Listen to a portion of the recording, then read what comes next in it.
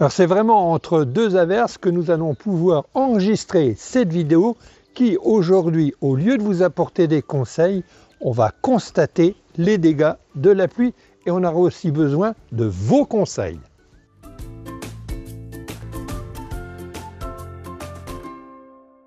On a vraiment besoin de vos témoignages. Cette période pluvieuse qui dure depuis un moment, alors qu'on vous a rincé avec les plantes qui supportent la sécheresse, aujourd'hui il faut bien reconnaître qu'il fait tout à fait un temps complètement différent. Il y a même des jardins qui ont été inondés, qui ont été sous l'eau, et les jardiniers n'ont pas pu s'adonner à leur passion, le jardin, et ainsi que nourrir la famille. Alors que faire lorsqu'il pleut beaucoup ?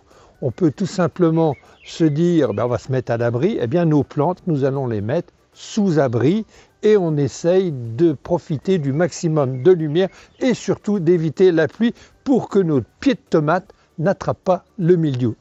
Alors la pluie est quand même bénéfique, comme ici par exemple, on s'aperçoit que les clématites sont luxuriantes, c'est très florifère, les rosiers aussi. Alors la rose n'aime pas la pluie, alors que le rosier lui-même aime la pluie. Et si vous constatez sur les boutons des rosiers, habituellement il y a une quantité de pucerons. Eh bien sachez que les pucerons, eux, n'aiment pas la pluie, ainsi que tous les acariens.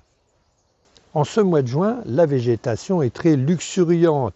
Les plantes se développent énormément, les arbres, les arbustes, comme les bambous.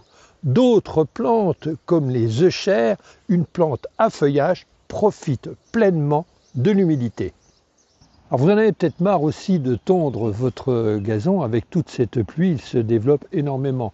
Et la tondeuse n'en peut plus. Alors un petit conseil, tondez des allées et laissez quelques herbes à la périphérie de votre gazon, ça vous permettra de respecter la biodiversité. Alors quand il pleut, bien entendu, l'avantage c'est de pouvoir conserver cette eau de pluie. Ici il y a un bassin, une mare, avec la récupération de toutes les eaux des toitures qui débordent d'eau, donc ce n'est que de l'eau de pluie. L'eau de pluie est très bénéfique aussi concernant nos petits bassins, ça permet d'éclaircir l'eau. Alors on peut constater autour du bassin une prolifération d'herbes indésirables. Alors elles sont assez développées, je tiens à vous rassurer, lorsque le sol est humide, elles seront beaucoup plus faciles à supprimer. S'il y a bien une plante qui apprécie énormément la pluie, c'est l'arôme. Et si vous regardez à l'intérieur de la fleur est gorgée d'eau, les fleurs tiennent bien l'humidité. C'est une des rares fleurs à supporter la pluie.